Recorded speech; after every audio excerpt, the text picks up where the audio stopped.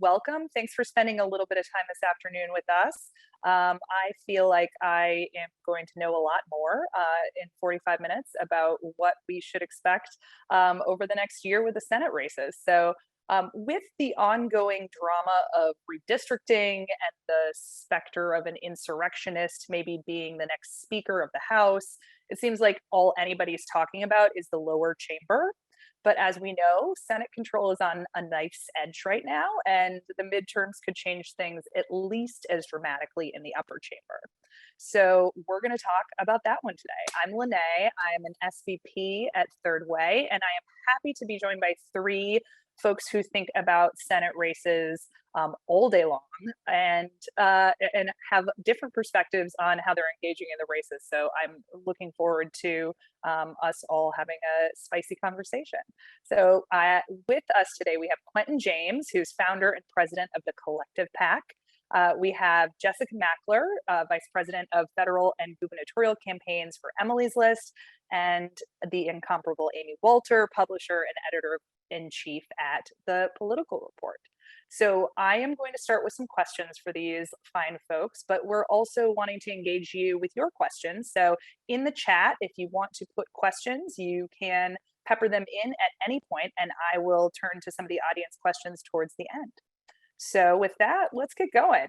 Amy, I want to start with you because I think we just need to set up the broad state of play. So when you're looking out at the map, I know Cook Political Report has 9 of the 34 seats up listed as competitive for this year. What is that landscape? And do you think there's any chance that list could grow if things continue to go badly or get much, much better for Joe Biden? Thanks, Lene. I'm really glad to be here. Really looking forward to this and having conversation here this afternoon. Look, the map itself is about the best map that Democrats have had, the Senate map, that is, in a really long time. I didn't go too far back. I went back to 1994. I haven't found another election where the president's party wasn't defending at least one state that the other presidential candidate had carried, right? So whether it was, trying to hold on in 2018 to North Dakota or Indiana or Missouri, or Republicans trying to hold on to places like Rhode Island, midterm elections usually feature at least one of those races. Democrats only have to defend states that Biden carried. Now, unfortunately, part of the reason for this is that, well, Democrats don't have many red states anymore, and Republicans don't have many blue states, right? We've become now probably more polarized than at any point since senators started to be elected directly by the public. So we have fewer and fewer split delegations. So the good news for Democrats, it means it's a great map. But as Mitch McConnell and his team likes to say, don't ever fall in love with a map, right? But the map may look good, the map may look bad. Don't let that sort of fool you into thinking things are better or things are worse. You got to look at the individual races and, of course, the environment. Now, as you said, the environment's not great for Democrats right now. And if you look in some of these states where we've had public polling, Biden's approval rating is, in some cases, in the high 30s, low 40s. That's a terrible place for if you're a Democrat, for your party's leader to be sitting this close. It's not that close, but still, it's in the year 2022. That's not fantastic. The good news is in many of those races, again, in some of the public polling and private polling that I've heard about, you look at a place like Georgia, for example. Look, I don't think that Joe Biden's at 36% in Georgia, but even if he is, a lot of that is because he does not have unified support among Democrats right now. But if you look at, say, Senator Warnock's number there, he's closer to 47% in his job approval rating, in large part because he does better among Democrats, but also he does better among some independents. So I think there are two big questions going forward. One, as you said, what is the environment going to look like as we get closer to the fall? Is are we looking at sort of the nadir of Biden's popularity, and that if it doesn't, I don't think it's going to shoot up. He's not going to suddenly become, Mr. 60% or even Mr. 50%. But if he can just get somewhere up closer to the 46-48% range, that's obviously better for Democrats. And then the second question is, what opportunities will Republicans give Democrats? I'm not a big football person. I mean, I understand the sport. I understand that there's a Super Bowl coming up. So I think of where Republicans are right now is very close to the end zone. They have the ball, but they could fumble it. They have a lot of untested candidates. They have a lot of crowded and competitive primaries, and they're taking a lot of positions that are going to be interesting to have to explain to a general election audience.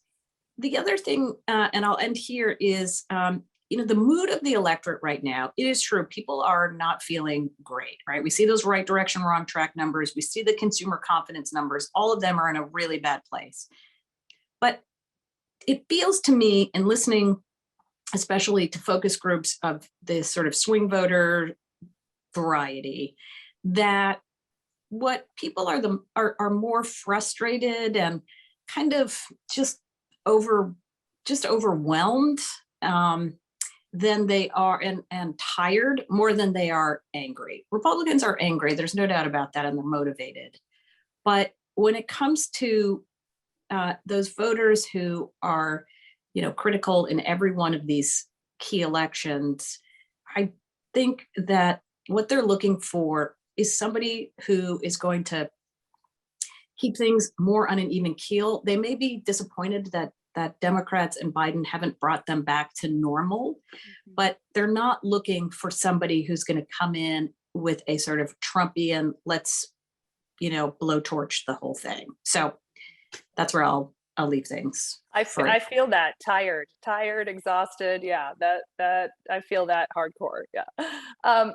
Jessica and Quentin, I'm going to ask you both a similar question to each other, which is because you kind of sit in a similar place in terms of these races. And I'll start with you, Quentin. Amy talked about a little bit about the national atmosphere and the map, but the candidates are also super important. Can you talk a little bit about a couple specific races that you're really excited about, that you think might be able to overcome a national trend that's difficult for Democrats, and that you think folks might surprise us?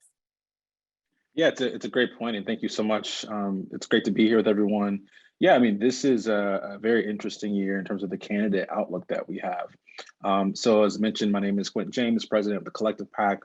We support Black candidates who run for office up and down the ballot. We recruit, train, and fund those folks. And so this year we have our biggest pool ever of, in my opinion, viable Black candidates running statewide around the country, but also running for the U.S. Senate, as we're talking about now. So a few places I think we need to be watching and we're very excited about. I mean, number one, obviously, is reelecting Raphael Warnock in Georgia. That'll be a huge kind of race. I think he, obviously, I mean, he's already in the Senate. And so that campaign in Georgia will be very important, I think, to the overall map. But his neighbors, right? I mean, you look down in Florida, we have Val Demings running, who's raised a massive, I mean, $25 million war chest, this early on in that election is huge. We've kind of haven't seen those numbers maybe since last year when Jamie Harrison raised $120 million. But again, I think it's going to be a really important race to watch in Florida. Up in North Carolina, we're tracking Sherry Beasley, former Supreme Court justice there. She's won statewide previously, and she's also doing a great job raising money. We've seen other Democratic candidates in that race drop out to support her. And so they were seeing kind of a coalescing around her there in North Carolina. And then I want folks to remember Wisconsin. We have the lieutenant governor there, Mandela Barnes, running against a wide Democratic field. We'll see how that primary shakes out. But again, a candidate who's won statewide previously as lieutenant governor, but again, doing a great job raising money. I think he outraised Senator Johnson and the entire Democratic field this last quarter. And so he's putting up some very competitive numbers.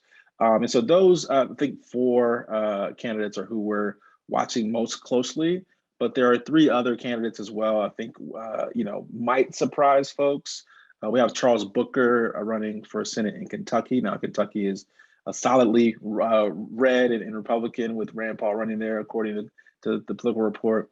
But also in Ohio and Pennsylvania, we're watching kind of two progressive candidates mount, some pretty competitive races, with Malcolm Kenyatta in Pennsylvania and Morgan Harper in Ohio. And so a tougher road for those three candidates in Kentucky, Ohio, Pennsylvania. But again, I think we're seeing a huge, massive wave of women, of Black candidates, of Latina candidates running for U.S. Senate around the country. Is going to be very interesting to watch. Yeah, and Demings and Beasley, my understanding, have pretty much cleared the field.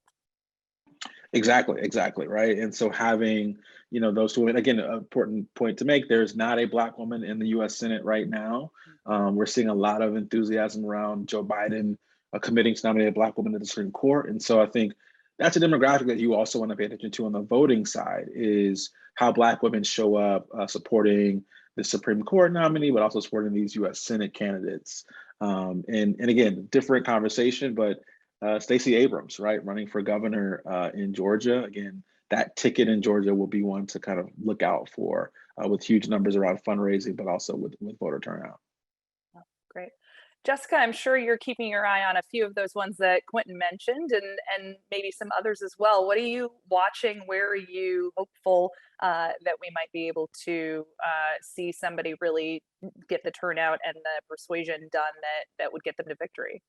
Yeah, absolutely. Well, I love that Quentin talked about Val Demings and Sherry Beasley. We're excited that we're partnering in those races. I think they're both really exciting candidates. And I think both of them have the capacity to turn out different voters, to appeal to a broader audience. I mean, Val Demings' profile and her positives really are kind of a special sauce into themselves in terms of the way that they appeal to voters in, both being able to increase turnout with Afro-Caribbean voters, increase Black turnout overall, working on clawing back some of the support with Latino voters for Democrats, kind of coming back from 16 to 20. So we're really excited about both of them. The other thing that I wanted to note, just kind of going back to some of what Amy talked about in terms of the environment, and how we navigate a difficult environment, kind of no matter where that lands, is that I think Nevada is a really great example that you can dig into on kind of potential there to overperform a national environment. And we saw that in 2010. Certainly the late and great Senator Harry Reid, was special to himself in terms of his ability to navigate that race. But I think it's worth noting that when he won in 2010, a very difficult environment for Democrats, his approval ratings were not very good. And I think he would say that himself, so I don't feel bad saying it today. But Senator Catherine Cortez Masto is going into this race a really strong campaigner, a really great profile in terms of a senator. She's more likable than he was in terms of her favorability, and certainly kind of outpacing the national environment for Democrats. And so I would say that that's kind of a formula that we look to in terms of how do we navigate these difficult environments. We navigate them with really strong candidates who are running really strong campaigns, and thinking through the calculus of really granular detail of how do we persuade voters, appeal to a broader audience, and then how do we motivate our own base. And then the other thing I would just say is I think that there's a certain amount of, or there are many X factors that we're going to be looking at in this kind of very volatile political environment that we're in. And so, Trump sure is not in the presidency and not on the ballot, but he is very much present in these races, and not necessarily in a way that is always beneficial for Republicans. I think often that is not the case. And, Amy talked about, Republicans being able to give up, so, make some, unforced errors or maybe forced errors by Trump. That is a real factor that they're going to have to deal with in a lot of these primaries. You see Chris Sununu passing on a Senate race in New Hampshire very much because of the dynamics in the national politics. And that is something that's going to be really painful for them. And now you have a field of Republicans who are going to be chasing the Trump the Trump support and trying to figure out how to navigate that, and then have to sell that in a general election.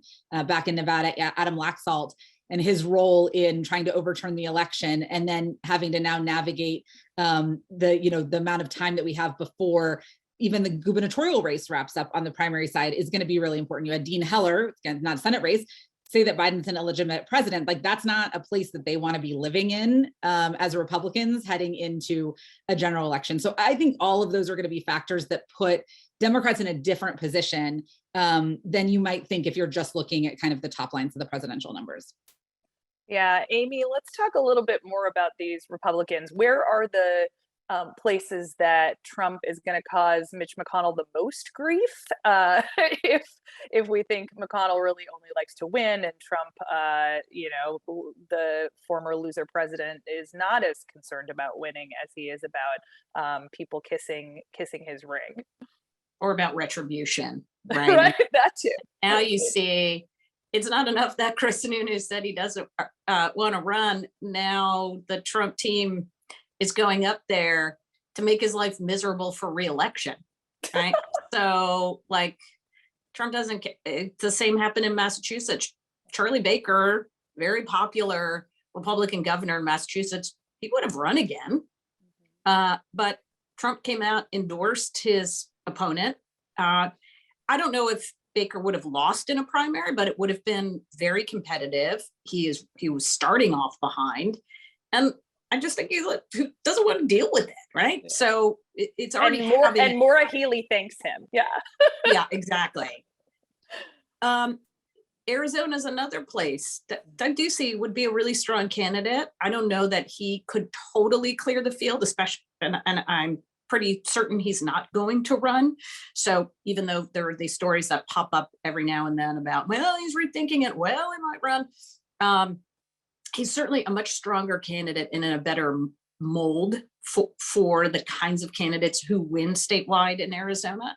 So that's another place where, again, it's not that he's actively doing something, it's that his mere presence kept both of those candidates out of Senate races. So Arizona is a place that, right now you've got a crowded field. Nobody's particularly well known. They're going to spend a lot of money right now trying to define themselves. Many of them talking about the same issues, Lene, that you were talking about. Was the election rigged, stolen, et cetera, et cetera. Pennsylvania is going to be another fascinating place right now. The the big spending candidates are already up on TV, spending a great deal of money. As are outside groups. Interestingly enough, I think it's less about the candidates themselves going after each other than it is these outside groups, whether it's Club for Growth or, all these super PACs that now pop up that are candidate specific, that are going to cause some consternation and some heartburn. So I think Arizona, North Carolina is also kind of messy right now without a really clear front runner. So there are more places than not where Republicans either have big crowded late primaries or where they don't have a top tier candidate. Now, it all comes back to this: is it going to matter, right? We always ask, well, gosh, we know plenty of times in our recent midterm memories where the better candidate didn't necessarily win just because the environment was that tough. So good candidates can lose in a year where the wind's at your face. Bad candidates can end up surviving. But I still am a believer that candidates and campaigns matter, and that, for many of these races that were going to be the amount of money, I was just trying to calculate the amount of money that's going to get spent, gajillions of dollars. It's ungodly. It's going to be ungodly. That could be helpful. Yeah, I remember a few cycles ago when I think it was Kay Hagan's race was the most expensive Senate race that happened and they had gotten, I don't know, 35 or 40 million total spend, and now we're in the quadrillions, I think. So Yeah, so we've talked a little bit about the candidates. What are we seeing from voters right now? I wonder, Jessica, if I can start with you and then go to Quentin about what you're seeing. I have a very distinct memory of a conversation I had with the head of the DCCC ahead of the midterms in 2014, and they had just done a poll in the summer that said something like 60% of self-described Democrats didn't even know there was an election like 3 months before the midterms. Obviously, that was different in 2018. We had huge wave, and we saw a bunch of really fantastic candidates, including ones that y'all found and supported and trained win. What do you think that's going to look like this year? Do Democratic voters know that there's an election? Are they focused on this? And how are we making sure that the candidates are going to get the voters to the polls? Yeah, I mean, I do think it's a really different environment than 2014, and really that we're just in a new era in terms of voter participation in campaigns. And when you think through who is going to turn out, the older methods of calculating that and thinking through past performance aren't always or often are not a good measure. And you do have these really incredible candidates who have the ability to shift the electorate. And Quentin talked about, Stacey Abrams and Senator Warnock in Georgia, but I think that's true in many different places. And, as we said, that appeal of a Val Demings, a Sherry Beasley being able to really outperform the kind of the national baseline, I think is going to be really important. But I think, your original question about where voters are, I mean, I think voters are really stressed. I think we are all really stressed in a lot of different ways, in a lot of different directions. There is a lot of anxiety. Things have been very volatile, both from a political perspective in terms of where the nation has been and what we've seen over the last several years, but we also are, but also in our own personal lives, whether it is COVID and all of the things that go in and around that, whether it's getting kids into school. I had a 4-year-old here with me. I think I calculated that since December, I've had 7 full days in which I've had work days in which I've been alone in my house and able to work.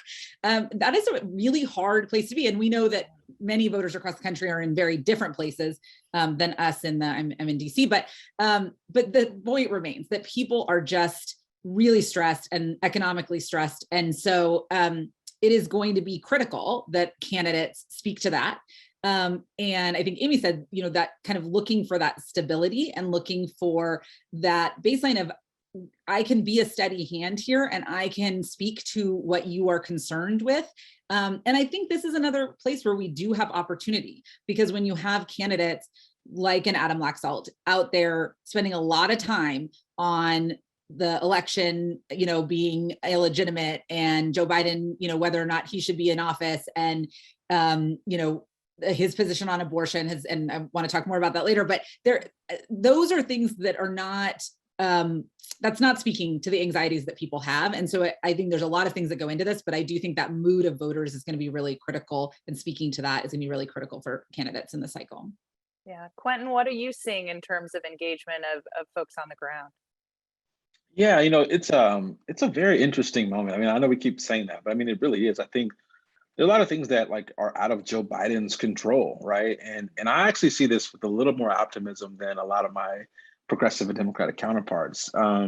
So I think just structurally, right? We talk about previous elections as a kind of determinant of what will happen in the future. I saw this number from some researchers. In 2018, there were like 23 million more Democrats who showed up to vote in that midterm than like the previous years, right? Wow. And it was a 13-point lead from like Trump voters showing up versus Biden voters. And so I think structurally there's been a change in like political turnout. Now, Virginia, right, was a little bit of a like what's going on there. We ran some data. We saw that based on 2020 turnout, 80% of those white voters who voted in 2020 turned out in Virginia, and only 60% of the Black voters who turned out in 2020 Wow. voted in Virginia. So there's like a 20-point gap there between white and Black voters, which again can explain some of the results there possibly. But I still do think structurally we have an advantage going into the midterms. Now, does COVID get better, right? Are folks meeting back in person? Are we allowed to vaccinate those who are 5 and under? Jessica, I have a 4 and 6-year-old here right now. We have a snow day here in Ohio, so it's madness, right? But if things get better, if the economy gets better, if we keep hearing these, $20 billion Intel plants being built in Ohio here or Michigan, does that help change the narrative of folks going into the midterm, right? At the same time, to your previous question on that, I think Washington Post said there are 163 what they're calling big lie Republicans running statewide right now, right?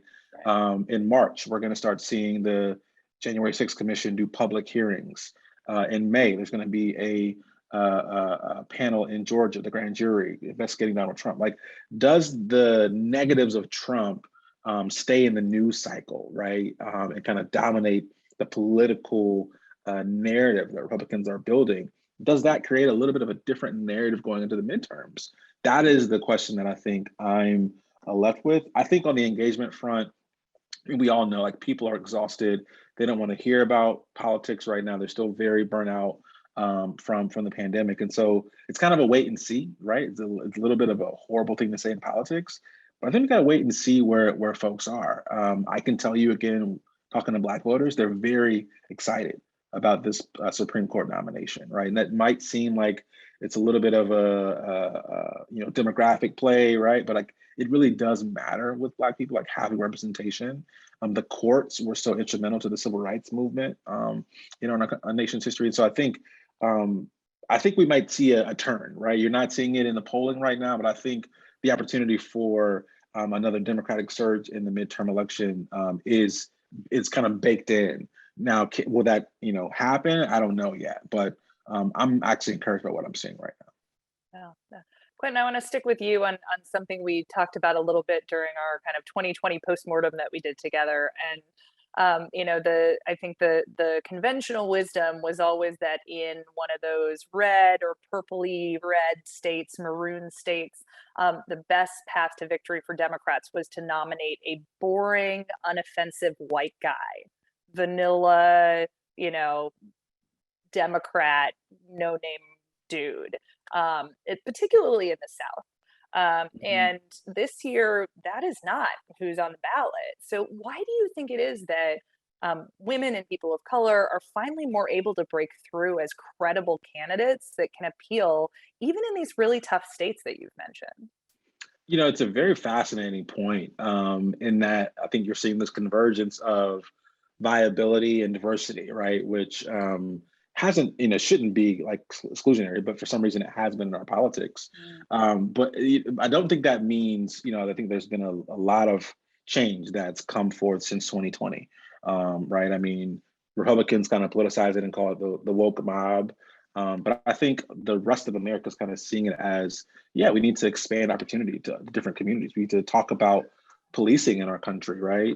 Not so much in defund or abolition, but like in reform. And so I think we're seeing this convergence of interesting candidates, emerge. Jessica talked about Val Demings, right? I mean, you have this Black woman who was the first chief of police, right, running for the Democratic nomination. And so there are those who say, well, she's too conservative, right? But like, Black voters are like, not really. We know Black cops. We know what they mean. And so they kind of can't get pigeonholed, right, into a lot of these narratives of traditional liberal or radical Black candidates. I think about, Raphael Warnock, a pastor, right? I mean, what, better kind of value of kind of Southern politics and having a Black pastor run for public office. And so even when you kind of think about the Democratic messaging, right, or the fear mongering, it doesn't really stick to these candidates. Sherry Beasley, again, right, a judge, someone who's been elected statewide already in North Carolina. People have trusted her to kind of,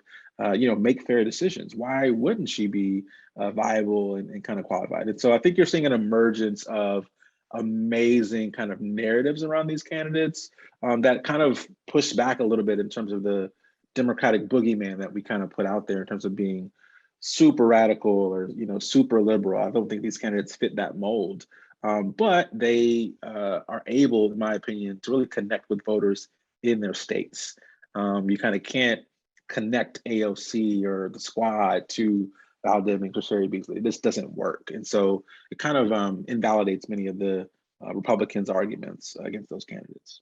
Yeah, super smart. And I think Sherry Beasley outperformed Joe Biden in North Carolina, and lost by about Exactly. 600 votes, right? So Right. kept it pretty close last time around. Yeah. Exactly. So Amy, I know that the other two on this panel will not do this for me, so I'm going to make you do it.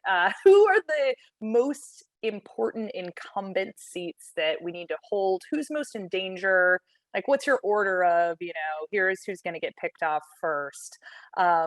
Given that, any one of them would lose the Senate majority.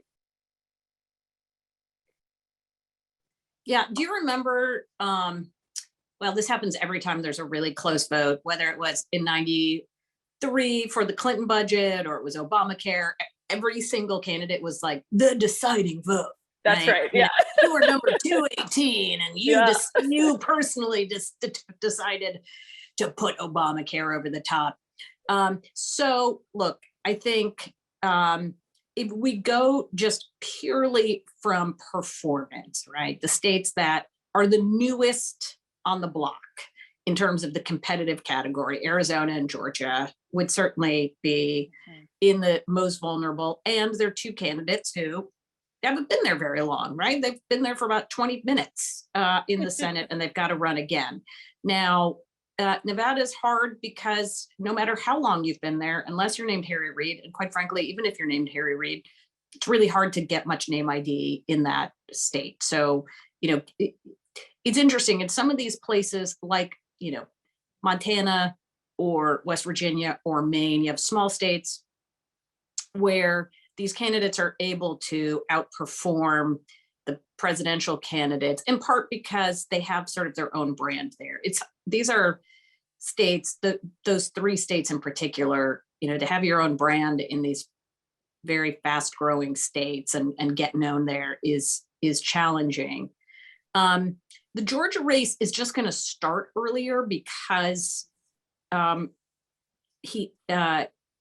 Herschel Walker technically has a primary, but right now it's not as competitive as, say, Arizona is. So I'll be very curious to see, how well Walker does at being sort of a full-time candidate with all that comes along with that. This is also the kind of environment you brought up earlier. Could we see other races sort of pop it up and be worrisome? And this happens every cycle, right? There are races that nobody's paying much attention to, and then all of a sudden something happens where it comes onto the scene. Either the environment changes or a remarkable candidate gets in the race or something else happens. So, I'm keeping an eye on Colorado simply because it is a swingy state in the way that Virginia is. If you remember in 2014, Mark Warner, nobody was talking about that race. And on election night, it was less than a point. So those are the sorts of places where I'm obviously everyone's cognizant of this. There are people paying attention to every one of these races, but I think it's those that get scary, right? Where you didn't pay as much attention to it. And now here we are close to election day. So I don't know. I guess I will always put the sort of, Georgia, Arizona, and Nevada up there simply because of the challenge there. The other thing, which I'm sure we'll get to as well, and I've seen it in some of the questions, the getting the Democratic base out to vote, right? Who is the most who are the most active voters? Getting those young voters, getting those 2018 voters and 2020 voters back out matters a lot in Georgia. That number that Quentin gave about the Virginia numbers, that should be very worrisome to Democrats, and in a place like Nevada too, where you do need to get younger voters and Latino voters out. So to me, those three are all sort of clumped at the top. Yeah. So, Jessica, I know that our candidates on the Democratic side in particular had, a hard time dealing with trying to get out the vote and do a lot of the traditional ways of campaigning and engaging people during a pandemic. And, it was seen as maybe a hand tied behind our back in 2020 as we saw Republicans just pretend that there wasn't a pandemic happening and going about per usual. What are you seeing now with these campaigns? Are they able to get back to some of those other ways of engaging voters and getting folks excited? Or are they still in this kind of post-pandemic or during pandemic times that they feel like they're a little hampered? I think you're going to see really full-fledged, robust campaigns, voter contact campaigns, kind of across the board from all of these candidates. I think there's no question that, given all of the dynamics, all of the things we've talked about today, that that all these campaigns know that they need that and they're going to want that.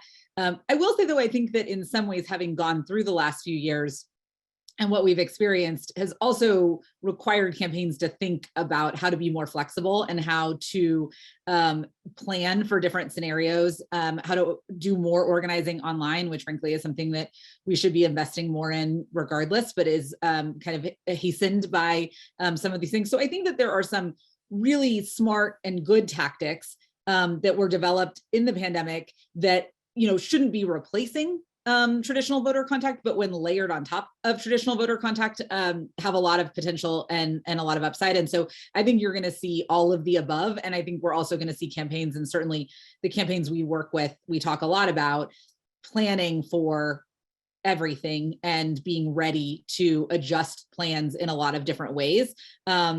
But I certainly expect a very robust and ongoing conversations with voters. And we know, Jessica, that suburban women were a big focus of conversation in 2020. They don't particularly like Donald Trump. They weren't thrilled about January 6th. And now we're about to have a likely Supreme Court decision that will, change their access to a fundamental right. Can you talk a little bit about the issues you see percolating for women of all educations and races and geographies that they might be paying attention to, and how you think that's going to kind of stack up in priority with everything else that we're all struggling with this year? Yeah, absolutely. I mean, I do think that there is just an interesting set of circumstances coming to a head. And Quentin talked about the Supreme Court nomination, which has a lot of different ramifications in terms of Black voters seeing a Black Supreme Court justice up for nomination and what that does in terms of motivation. But it also coincides with a conversation about the court and where the court is, what Republicans have done with the court, that has a lot of potential to motivate voters and to motivate our base, as well as to speak to some of those suburban white voters that white women that are, always the topic of conversation. I would say that it's really about building a coalition, right? I mean, I think that we saw kind of a shift around Trump and kind of what that did to that set of voters. But I do think that the conversation about Roe versus Wade and where the Trump is can speak to a number of constituencies that Democrats need to be successful in this election. We've seen that in early research that we've done, focus groups and polls, that it is something that voters kind of, all of our coalition of voters, it's something that they care about, and that we know that the vast majority of voters support Roe v. Wade. We just did another round of research with, in collaboration with Planned Parenthood and American Bridge that we released late last year that demonstrated that and really showed the power and the potential in talking about abortion rights with voters, both as a persuasion tool, but also as a mobilization tool. I think the key question when it comes to what role abortion and Roe versus Wade will play in an election is really kind of how much voters believe that the threat is real for them.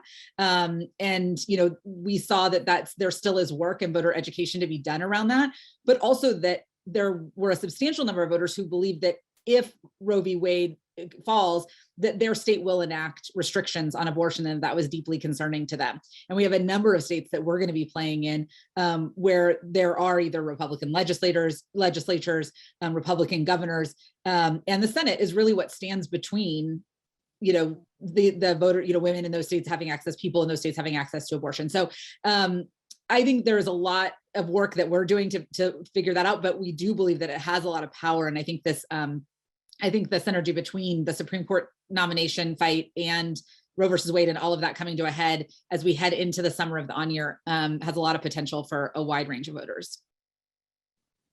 I hope you're right. Having been a long time worker on judicial nominations and trying to get progressives to care about judges for very many years, I'm hoping that this is the moment that changes.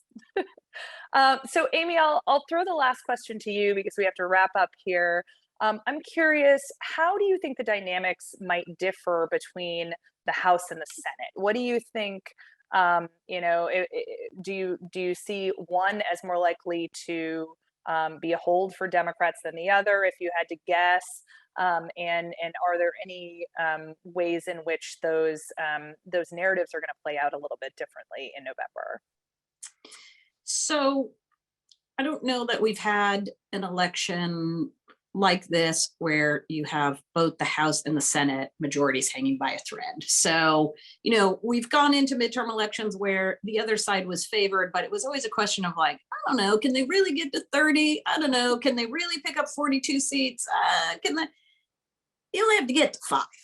Now, Democrats have had a better redistricting than has been expected earlier in the year. I think that a combination of pretty aggressive gerrymanders by Democrats, a place like Illinois and New York, some good court decisions, potentially good court decision in Pennsylvania will be coming up, or at least a less bad court decision in Pennsylvania. Some of these commissions that turned out to be provide a much better map than some people had expected earlier on. So that's the good news, is you're not starting off already 10 seats behind before the election even begins. But in an environment like this, 5 seats is not much to ask for. The Senate is the one that becomes then so much more interesting. And, it is really interesting thinking about what Quentin and Jessica are talking about getting, all right, you've got all these voters who were animated and motivated by 2018, stayed in the process, or actually even new voters who showed up again in 2020. Are they feeling engaged? Do they think it's important that they show up? Does it matter to them when there is no Donald Trump in the White House, when they are disappointed that Democrats haven't followed through on some of the things they talked about on the campaign trail, when life just is we're still feeling stressed and anxious and all of those things. So, I don't think the people's opinions about the economy, yes, they're driven by their day-to-day experiences. So when things cost more at the grocery store, at the gas pump, it matters.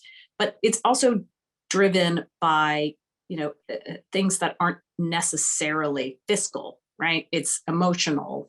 And so giving people a sense of stability, calm, things, we can see that things are getting better, and we trust that the party in charge is going to keep us in that direction. I think that is really the biggest challenge right now for President Biden. Yeah, well, I'm going to stick with that, because I think if you're talking about stability and calm, the insurrectionist party is probably not the one to give that to you. So hopefully that's going to be the wind behind Democrats' backs this year. Well, thank you all for joining us today. Thanks to these folks for sharing your insights and your wisdom. And hopefully we'll come back post-election and talk about which of these predictions were right and wrong. But thank you so much. Thank you. Thank you all. Thanks.